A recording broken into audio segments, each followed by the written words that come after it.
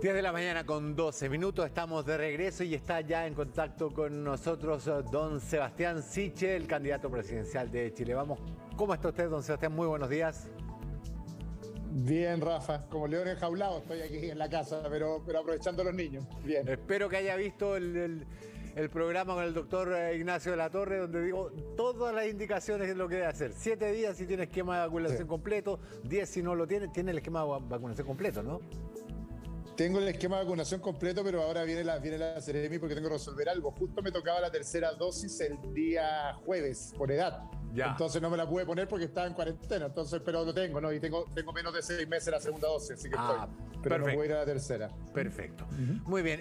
A ver, estaba leyendo las noticias de ayer de este encontrón que tuvo con Franco Parisi, de hecho, y más allá de la pelea propiamente tal, me interesó mucho esta ley para prohibir que personas con deudas de pensión alimenticia puedan postular a cargos públicos. ¿Hay agua en la piscina para una ley como esa hoy? Eso espero. Mira, una de las grandes tragedias cuando yo fui ministro de Desarrollo Social y miraba los datos socioeconómicos es la cantidad de mujeres que crían solas a sus hijos y nunca se les paga la pensión de alimentos. Quedó demostrado con los retiros, a mí me pasó personalmente, y no tenemos mecanismos efectivos de cobro. Ya avanzó una ley que es el Registro Nacional de Deudores, en que casos como el de París u otros serían públicos y por lo tanto estarían en este registro, pero yo quiero avanzar un paso más y es prohibir que nadie que esté en el Estado o trabaje en el Estado o se inscriba como candidato pueda tener deudas pendientes y por lo tanto, si ya está en el Estado, inmediatamente se descuenta por planilla la deuda y si se va a inscribir como candidato no puede inscribirse si tiene deudas pendientes, porque eso de alguna forma también muestra que la principal responsabilidad o deuda que tenemos los ciudadanos es con nuestros hijos y si no la cumplimos malamente podríamos ser representantes o autoridades públicas. Hay agua en la piscina y veamos qué pasa con los parlamentarios, hay varios de ellos que tienen el mismo problema, pero si soy presidente no tengas duda que la voy a promover como propuse el DICOM de deudores de pensiones de alimentos y como propuse la pensión de alimentos garantizada. Yo creo que ahí está gran parte de la desigualdad hombre de mujer en Chile, además de muchas otras cosas, pero hay un bolsón grande porque efectivamente cuidan a los hijos, tienen que trabajar, mantenerlos y más encima sufrir la tortura de pasar por tribunales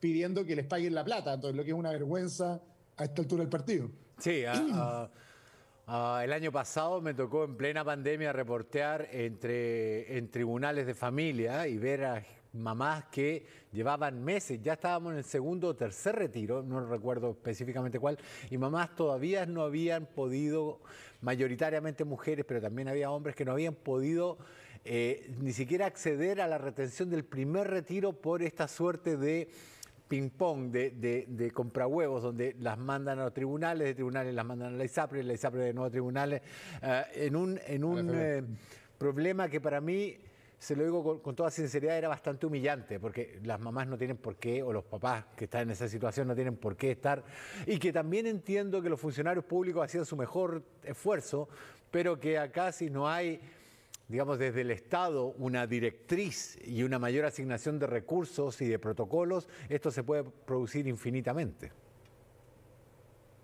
No, pero además, mira, yo pasé 30 años en esto, como fui abogado y me titulé, traté de hacerlo y tiene una tortura para las mujeres en general, que le pasaba a mi mamá.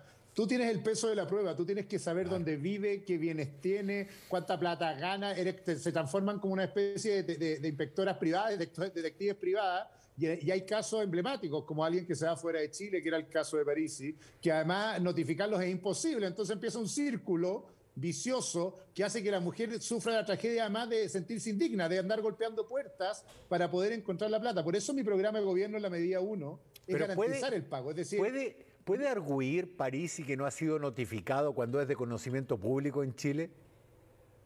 No, porque en el caso de él, y eso es lo que parece que le molestó tanto ayer, hay un recurso de nulidad que es público, lo googleas y lo sabes, que el tribunal le rechazó esa excusa porque si él cambiaba de domicilio, él era el que tenía que notificar al tribunal del cambio de domicilio. La obligación en este caso, cuando ya hay un acuerdo judicial, y cuando hay pago, es que si tú te cambias de domicilio, tu obligación es informar el cambio de domicilio y no al revés, y por eso perdió el recurso de nulidad, y eso vale para todos los hombres. Pero hay un punto inicial, Rafa, y por eso mi programa de gobierno lo dice tan fuerte, es que aún así, cuando haya sentencia judicial, no puede ser que todos los meses estés esperando a ver si decidió pagar o no, porque tú vives con esos hijos y tienes que pagarles igual la alimentación, tienes que salir a trabajar y por lo tanto por eso propongo la creación de una pensión permanente. Si no se paga, el Estado paga, pero después el Estado hace esa pega de perseguir al deudor. Pues es mucho más fácil perseguir a un deudor como París u otro en el mundo, cuando el Estado tiene todo el poder, todo el equipo jurídico, tiene la declaración de impuestos, tiene la información de la PDI, del registro civil donde vive y por lo tanto no hacer que la mujer tenga esta doble pega, tenga que pedirse un día de vacaciones para poder ir a un tribunal a ver si le pagaron. Es ridículo un sistema que le pone toda la carga a la mujer y debilita aún más lo difícil que es mantener a los hijos solas. Y algo más de fondo, ¿eh? Tenemos un problema de corresponsabilidad en Chile muy fuerte con los hombres, solo el 14% paga la pensión, claro. Y eso es una tragedia para las mujeres de Chile, porque no tenemos ni siquiera conciencia del problema que significa, y esos hogares tienen 10 veces más probabilidades de caer en la pobreza, y aun cuando sea una persona de altos ingresos, cuidado con eso, es una cancha desigual para esa mujer de ingresos medios o altos, no tiene por qué sola mantener a sus hijos cuando hay alguien que tiene que hacerse corresponsable. Ahora, la pregunta que a mí me surge cuando veo ese tipo de ideas en un programa de gobierno es ¿por qué no se discuten, uno, ese tipo de propuestas, dos, por qué marcha cuarto en las encuestas? Lo pregunto sin mala intención, Sebastián, lo pregunto porque en la propuesta del candidato de ultraderecha, José Antonio Kast, de cerrar el Ministerio de Salud, de la Mujer, el Ministerio de la Mujer, cerrar Flaxo, ¿son esas las ideas que hay que discutir versus esta otra? ¿Y por qué? O la encuesta está nuevamente haciendo un pésimo trabajo, o la gente miente cuando llena las encuestas y dice la verdad cuando va a votar. No entiendo cuál es la lógica. No, Rafa, primero por una cosa de fondo, yo creo que hay una gran mayoría silenciosa de chilenos que en las encuestas no se manifiesta porque no está polarizada, no es fanática. Tú dijiste algo de que hay un candidato más bien autoritario, que hay candidatos más de izquierda, y la gente más fanática tiende a manifestar su opinión. Los chilenos, la gran mayoría, vamos a votar calladitos el día que vamos a votar, y así significamos. Por eso las encuestas no mostraron la tremenda mayoría que ganó, por ejemplo, el apruebo, y mostraban que estaban más empatadas las opciones, y fue una sorpresa. Por eso, cuando yo gané las primarias, yo no salía ni de cerca de Joaquín Lavín y terminé ganando por una amplia mayoría, y por eso Gabriel Boric, para no decir solo yo. Es impresionante ver una encuesta, la última, justo en el día de hoy, que equivale a la suspensión de la encuesta 15 días, que yo vi de Gabriel Boric ayer, que salía que Boric sacaba el 26 y Daniel Jadwe el 56, y mira lo que pasó, sacó el 60 y el otro el 40. La verdad, el chileno es bastante más razonable cuando va a votar de lo que se manifiesta en la encuesta, y por eso creo, sinceramente, que nosotros vamos a obtener una gran mayoría en el sector en que yo estoy, porque la gran mayoría de los chilenos quiere paz, quiere orden, quiere tranquilidad, y entiende que lo que no podemos hacer es seguir polarizándolo o retroceder en cosas fundamentales como el Ministerio de la Mujer, o la garantía de pensión de alimentos, o la no discriminación a las personas que piensan o tienen orientaciones sexuales distintas, o en el programa de José Antonio Kast sale una cosa que va a derogar las 3 causales de interrupción del embarazo. Ojalá avancemos en libertades y no retrocedamos en libertades, entendiendo mucha gente que vota por José Antonio Kast porque quiere orden. Yo también puedo lograr el orden, controlar la violencia sin retroceder en libertades que son básicas para los ciudadanos, que a esta altura es como volver 40 años atrás en Chile. Espero que no sea así, pero tengo la sensación que la gran mayoría de los chilenos cuando andan en la calle piensa como la gente razonable, que lo que quiere es avanzar y no retroceder en el país que se imagina en el futuro. ¿Qué opinión le merece esta suerte de creación de un estado de excepción 2.0 que no tendría que pasar por la aprobación del legislativo, que sería prerrogativa del presidente? ¿Sabes qué me pasa, Rafa? Yo he sido partidario de los estados de excepción, porque creo que en la Araucanía y en la macrozona sur hay una tragedia, de verdad, en que la violencia se desató, hay gente armada con armamento de alto calibre, y que por lo tanto uno tiene que, con ese 0,1% que está en conflicto armado con el Estado, tiene que enfrentarlo, si no, no hay posibilidades de negociar con ellos. ¿Para qué? Pero esto tiene que ser en paralelo de un proceso de negociación transparente con el 99,9% del pueblo mapuche, que tiene reivindicaciones legítimas, que no cree en la violencia y que necesita urgentemente celeridad. Lo que no puede pasar es lo que está pasando hoy día, que solo tenemos el estado de excepción y no hay un proceso de conversación dialogante con el resto de las comunidades mapuches que quieren avanzar más rápido en reconocimiento. Yo haría un llamado a los gobernadores regionales, a Luciano Rivas, a Rodrigo Díaz, le pediría al gobierno que los empodere como negociadores de aquellos que están en la vía pacífica. Y por lo tanto, aquellos que están con armamento de alto calibre, cometen acciones de terrorismo, hay que usar el estado de excepción para detener su actividad, pero tiene que ser en paralelo con un proceso de negociación y conversación legítima, ojalá liderada por los gobernadores regionales, con las comunidades que quieren restitución de tierra, que quieren reconocimiento político y que deberían ser consideradas en esta mesa de conversación. Sí, claro, es una herramienta constitucional. Si la pregunta es si puede ser solo prerrogativa del presidente, de un solo poder del Estado, si no necesita, como estamos viendo ahora, de la anuencia, de la aprobación del legislativo. No, yo creo que siempre, y eso es lo que va a pasar con esta prórroga, la tercera prórroga requiere autorización del Congreso. Yo sé que me lo preguntas porque en el programa de José Antonio dice que nunca la va a necesitar y me parece una ridiculez. Lo que tenemos que hacer siempre en democracia es tratar de que los poderes constituidos conversen, dialoguen. Si la lógica del autoritarismo te dice que en realidad un solo poder puede resolver esto. La Constitución actual tiene este estado de excepción que tiene un tiempo acotado y a la tercera ocasión necesitas dialogar con el Congreso. Lo que está proponiendo José Antonio Kast es que siempre la autoridad presidencial puede determinarlo por sí mismo, lo que me parece una amenaza. Los presidentes no son reyes en democracia. Los presidentes necesitan conversar con el Congreso y con los otros poderes del Estado, porque si no, mañana puede ser un loco o un deschavetado el que gobierne el país y no va a tener control de su poder si es que no participan los otros poderes del Estado. Insisto, en el fondo, yo quiero orden, hay que controlar la violencia, hay que perseguir los delitos en Chile, no puede estar en una sociedad en que no se respeta el Estado de Derecho, pero el Estado de Derecho también requiere diálogo democrático entre el Poder Ejecutivo y el Congreso, requiere construir acuerdos. Lo peor que le puede pasar al país es que en marzo tengamos gobiernos que no se entienden y que se agarran a coscachos todo el día entre el Congreso, entre los sectores políticos, porque no solo no vamos a resolver los cambios que Chile necesita, sino que vamos a ser un país paralizado por la violencia o por el control político constante. Por eso yo, como candidato independiente en la centro-derecha, estoy dando una pelea para que reconstruyamos una centro-derecha democrática, con visión de futuro y que quiera cruzar puentes con el resto y no caigamos en esta especie de parece que sus aliados de la derecha no lo están posición. ayudando mucho, Sebastián.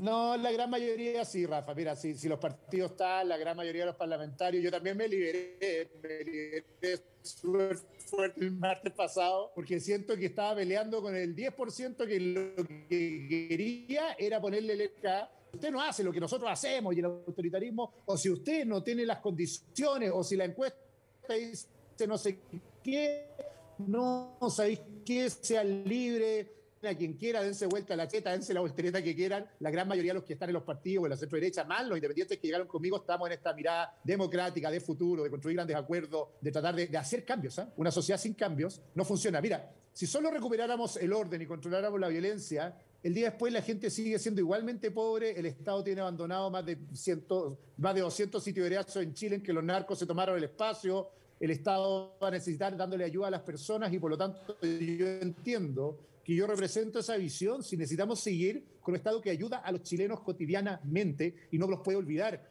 Hay propuestas como programáticas como la de José Antonio Kast que dicen que van a disminuir un 20% la carga tributaria. Yo le diría, oiga, ¿cómo va a aumentar la dotación de carabineros o cómo vamos a apoyar a la pensión de alimentos o cómo vamos a ayudar a esos hogares que no llegan a fin de mes, cómo vamos a construir más vivienda? Eso es para mí el mundo que yo represento, un mundo que tiene conciencia del orden y la violencia, pero que también tiene conciencia que el país es injusto y hay que tener un Estado presente. Si solo hacemos una cosa, solo vamos a engendrar más violencia en el futuro, porque los chilenos van a seguir igualmente molestos porque no fuimos capaces de arreglar los problemas y solo lo que hicimos fue ganar para meter miedo y no ganar para ayudar a los chilenos que necesitan apoyo. Sebastián Sichel, ¿cómo se explica que habiendo estado de excepción en la Araucanía a 3 días de un enfrentamiento que involucró comuneros mapuche, hasta donde sabemos involucró comuneros mapuche y según la Fiscalía como víctimas, una persona fallecida, 3 heridos, una patrulla de la Armada y una patrulla de Carabineros, todavía no tengamos información clara por parte del gobierno de lo que ocurrió? Más bien, han sido informaciones bastante vagas. Quiero hacerme eco de una nota que sale en Radio Agricultura, que nadie podría decir que es un medio ni contrario al gobierno, ni mucho menos, que dice que Naciones Unidas, la Oficina de Naciones Unidas ha recibido denuncias de que hay una menor de edad herida y eso nosotros no lo hemos sabido en los reportes oficiales. ¿Por qué hay tanto tanta falta de precisión o tanta falta de oportunidad en las informaciones que nos llegan sobre la macrozona sur? Bueno, lo primero, no podemos normalizar que haya emboscadas a carabineros y Fuerzas Armadas, por eso lo del estado de excepción, pero tampoco podemos normalizar que mueran ciudadanos en Chile en estas acciones y por lo tanto, mientras antes se entregue la información y mientras antes actúe la Fiscalía, mejor. Yo sí creo que tienen que actuar con prudencia. Acuérdate lo que pasó con Catrillanca y todos los errores que cometió el gobierno en su minuto. Estoy pensando por acelerar exactamente las conclusiones. Eso. Así que espero que esta demora tenga que ver con aclarar bien los hechos y que haya una buena explicación respecto a qué pasó y que la Fiscalía, que es un órgano imparcial en esta materia, investigue lo antes posible. Pero también, Rafa, transparente como siempre soy, no podemos normalizar que hayan emboscadas a carabineros a Fuerzas Armadas o lo que vimos del armamento de este grupo Wicca, no me acuerdo, amenazando al Estado, y por lo tanto son las dos cosas. Toda la claridad posible, el deber del Estado de Derecho también tiene que ver con la transparencia y la información que tiene, y espero que esta demora tenga que ver con eso, con que entregue información fidedigna para no salir anticipadamente como pasó antes y entregar información errada, pero también todo el respaldo a Carabineros y las Fuerzas Armadas para proteger a aquellos ciudadanos que lo están pasando mal. Mi apoyo acá al diputado Jorge Ralper, que le quemaron el campo, pero también a un hogar con gente adentro estos días, y a mucha gente que está viviendo estas acciones de terrorismo que urgentemente necesitan apoyo estatal, pero protegiendo los derechos humanos. Esto es una diferencia fundamental acá con otros políticos de mi sector, protegiendo los derechos humanos, respetando el Estado de Derecho, practicando los protocolos necesarios. Lo que no podemos creer es que hay una contradicción entre una cosa y otra cosa. Yo creo que se pueden hacer las dos cosas. Tenemos que proteger a los ciudadanos que están en fragilidad o amenazados por el terrorismo, pero siempre respetando el debido Estado de Derecho y la protección de los derechos humanos. Sí, lo que ocurre es que mencionó usted al grupo Huaychana Ucamapu, que sale en unas imágenes y que a mí me resultan bastante perturbadoras las imágenes.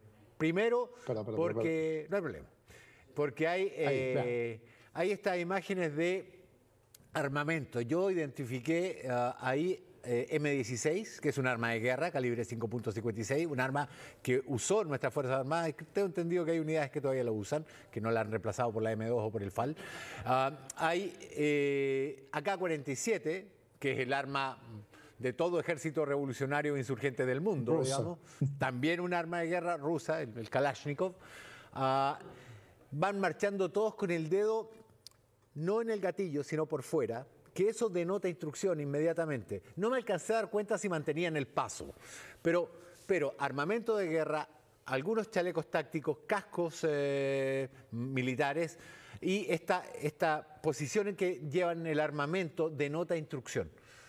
Y es súper preocupante que tengamos movimientos de este tipo, con armamento de guerra, con instrucción militar o paramilitar organizados, y que no los hayamos ni detectado antes. Este grupo hizo su aparición en 2016, hace 5 años, y no tenemos mucha más información de ellos. Sí. Y además tenemos a 2 ex generales directores de Carabineros enjuiciados por el mal uso de los fondos reservados, que son precisamente para las operaciones de inteligencia, que son la manera más eficiente de detectar y acabar con estos movimientos.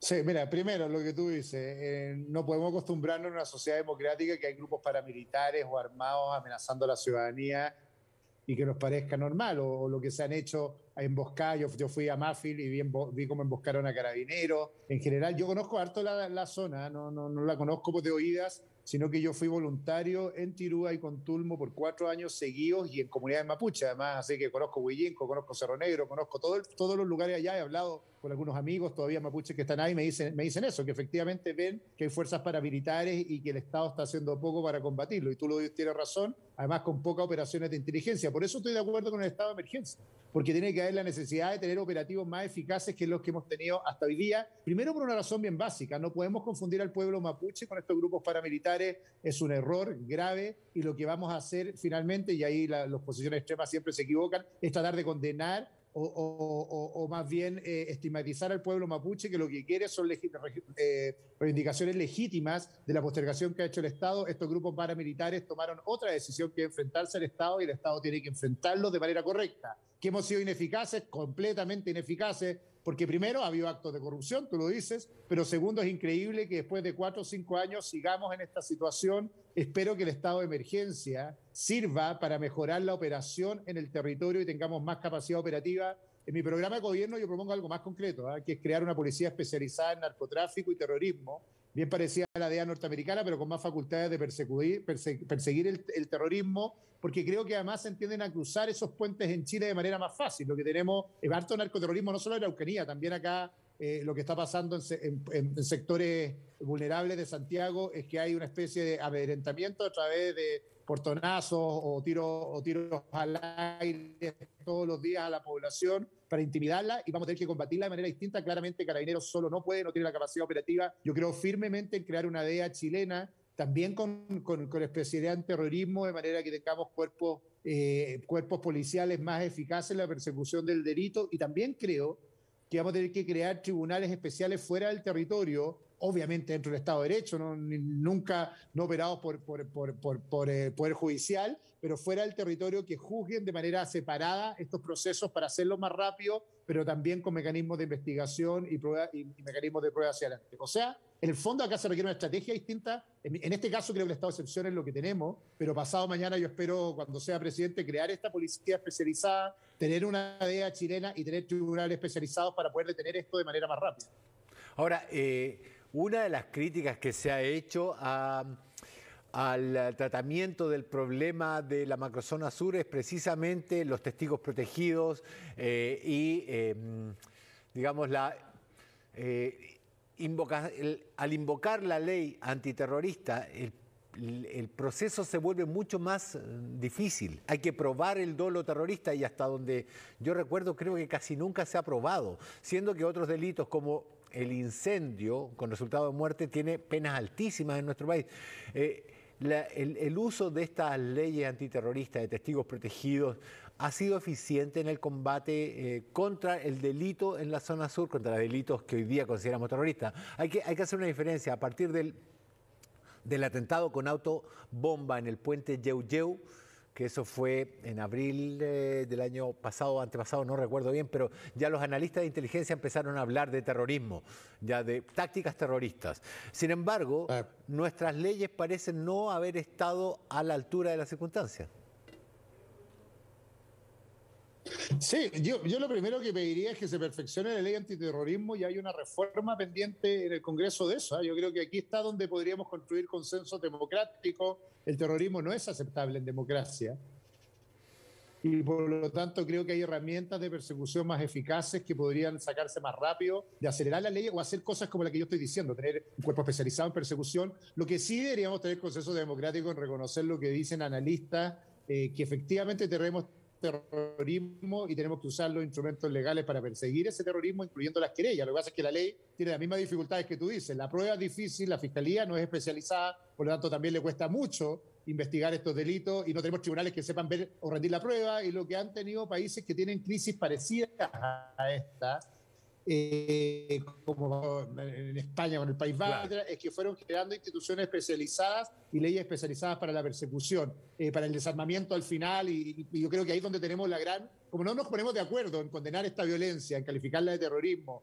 en mejorar los instrumentos, estamos atrapados en una discusión circular entre los que creen que esto es solo negociar. Yo no creo que es solo negociar, como te dije, hay que negociar con el pueblo mapuche, y creo que ojalá se apruebe la ley del Consejo Indígena, que además hace, y que haya cuotas en el Congreso para que haya representantes legítimos con los cuales se pueda negociar, pero que en este caso del 0,1% de la población, o más bien de ciudadanos que decidieron tomar las armas, vamos a tener que enfrentarla con todas las herramientas de la ley y el Estado de Derecho, pero reconocer los consensos democráticos para eso. Ojalá tengamos acuerdo en esto. Yo lo he dicho harto hacia adelante. A mí me duele lo que pasa en Quirico, he visto cómo se aisló zonas que conozco profundamente, que me tocó como universitario trabajar con comunidades pacíficas que trabajaban todos los días por salir adelante, que sacaban la cresta, además por ser reconocidas por un Estado que las había olvidado, y han quedado aisladas, atrapadas en esta fuerza cruzada de fuego entre los terroristas y el Estado, sin la capacidad, ellos mismos me decían ayer, sin la capacidad de terminar con grupos terroristas. Ellos mismos están molestos muchas veces porque están aislados, y lo que tenemos que hacer es usar las herramientas de la ley para perseguirlos. ¿Y qué le dicen, Sebastián, esos mismos grupos de casos como Catrillanca o la Operación Huracán?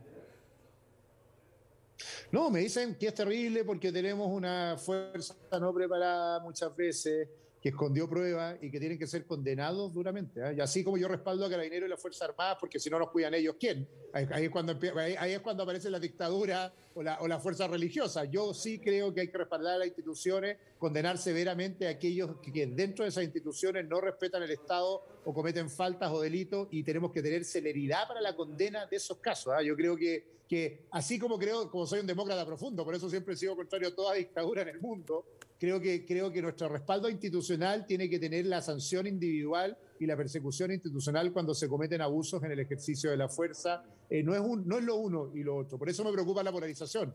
Veo algunos que creen como con ingenuidad que el tema de la violencia es una cosa como de idealismo y que puede ser indultada, cosa que no estoy de acuerdo. Y también veo en un autoritarismo que cree que el ejercicio de la fuerza no tiene límite y no tiene que respetar los derechos humanos y que no tiene que ser condenada. Y creo que ambas salidas en el mundo siempre han traído desastres porque engendran violencia. Como decía Gandhi, la violencia del Estado, la violencia terrorista, al final del día puede tener resultados pasajeros, pero genera tragedias permanentes. Y yo creo que va a generar tragedias permanentes si no sabemos entender que el Estado tiene que ejercer su fuerza, pero también tenemos que condenar cuando esa fuerza es ejercida de manera ilegítima. Sí, sobre eso y una última pregunta, sé que estoy abusando de su tiempo, pero No, Felipe. yo he escuchado, sobre todo de parte de partidos de derecha, más bien la UDI, mucha alabanza a esta decisión de patrullaje conjunto de las Fuerzas Armadas y de Carabineros. Sin embargo, voy a citar al general retirado, don Eduardo Aldunate Herman, quiero decir, con quien estuve en Haití. Él estuvo a cargo del despliegue de fuerzas militares internacionales de la ONU, de la MINUSTAH en Haití, y él escribió una carta, creo que fue publicada en el Mercurio, en la que decía que no es indicado, que no es apropiado ni conveniente que patrullen juntos porque los militares no están preparados ni entrenados para cumplir funciones policiales. Y lo que hemos visto estos últimos días es un enfrentamiento en el que participa la Armada, que yo también quiero ser súper justo con el personal militar ahí desplegado. Ellos no son entrenados para el control público, son entrenados para derrotar enemigos de la nación. Por lo cual, usarlos en patrullas, en problemas donde hay civiles involucrados, es siempre un riesgo altísimo de que algún civil inocente salga herido. Mira, primero por eso mi convicción de la necesidad de una policía especializada. Estoy convencido, porque tú tienes toda la razón. Nosotros tenemos como dos mundos, la policía común o los carabineros comunes, que lo que tiene es una especialidad en control de persecución de delitos comunes y de orden público en general, y tenemos unas Fuerzas Armadas cuya acá en capacidad tiene que ver con amenaza a fuerza exterior, y no tenemos especialización intermedia respecto a la persecución de delitos de este calibre dentro del territorio. Yo hablo de narcoterrorismo, narcotráfico y terrorismo, y ahí está el verdadero desafío en el mediano plazo. Tenemos las policías de hace 93 años, que han brindado un tremendo servicio a la República, pero no podemos ni exigirle a Carabineros ni exigirle a las Fuerzas Armadas la especialidad para atacar este tipo de delitos. Y estoy convencido, y por eso quiero ser presidente, de que creando una fuerza especializada vamos a ser mucho más eficaces en inteligencia, en persecución táctica y en la capacidad de tener estos grupos organizados de manera más eficaz sin amenazar al resto de la población o poner en riesgo a la población. Pero por ahora lo que tenemos es esto, y el estado de excepción tiene que tener la eficacia, ojalá priorizando siempre que sean carabineros quienes hagan los patrullajes. Entendiendo toda la argumentación. A las Fuerzas Armadas. ¿Está de acuerdo con el patrullaje conjunto o no? Me parece que el patrullaje tiene que ser por Carabineros y las Fuerzas Armadas deben estar de respaldo en casos críticos cuando en este patrullaje se encuentren amenazas. Eso creo que debería ser la forma más eficaz de hacerlo, pero como lo mío va a tener que ser presidente después, hoy día soy un ciudadano que está sentado viendo ser presidente, no tenga ninguna duda que cuando yo sea presidente, esas acciones las van a realizar una policía especializada. ¿De dónde sale? De la División de Antinarcóticos y del OS7, la fuerza inicial, pero después voy a armar una escuela de formación especial. De esta PENT le pusimos policía especializada en narcotráfico y terrorismo para que efectivamente tengamos cuerpos especializados. Tú que eres bien especialista en seguridad, sabes que en la mayoría del mundo eso es lo que se hace, se crean policías, de manera que nunca más en la Pacta Zona Sur la gente no duerma tranquila y sienta que no hay nadie que tenga las capacidades para defenderlos cuando tenemos acciones de terrorismo o que en población en Chile nos pase lo mismo, sectores vulnerables, porque están tomados por los narcos y sienten que Carabineros no tiene capacidad operativa y tampoco podemos meter los militares allá porque no sería la solución, podría ser generar más violencia en el mediano plazo. Sí, una cosa adicional, hay que endurecer la ley de control de armas en Chile. Muchas de las armas que están dando vueltas en Chile son armas ilegales y por lo tanto creo que hay una ley de armas que está pendiente en el Congreso, que tenemos que fortalecer su persecución y sancionar como delito grave el disparo de armas por civiles en todos lados. Yo me he acostumbrado acá, incluso cerca de mi barrio, Claro. que haya balas al aire, y eso también ha significado que el ejercicio, la muestra del poder de fuego, como fue con este grupo, se transforma casi como en una especie de amedrentamiento constante. Creo que hay que sancionar como delito el disparo de armas no legales en Chile para poder también detener esta especie de ejercicio de poder de fuerza que hacen los narcos y los terroristas en Chile. Don Sebastián Sichel, candidato presidencial de Chile Vamos, muchísimas gracias por el tiempo que nos ha dedicado aquí en CNN y Chilevisión. Que tenga una muy buena jornada. Gracias, Rafa, y después me hacía un curso de armas porque pucha que soy de armas, yo no sé ya tanto cuanto la mía, así que algún día me especializo. Abrazo Muchas a todos. gracias, Sebastián.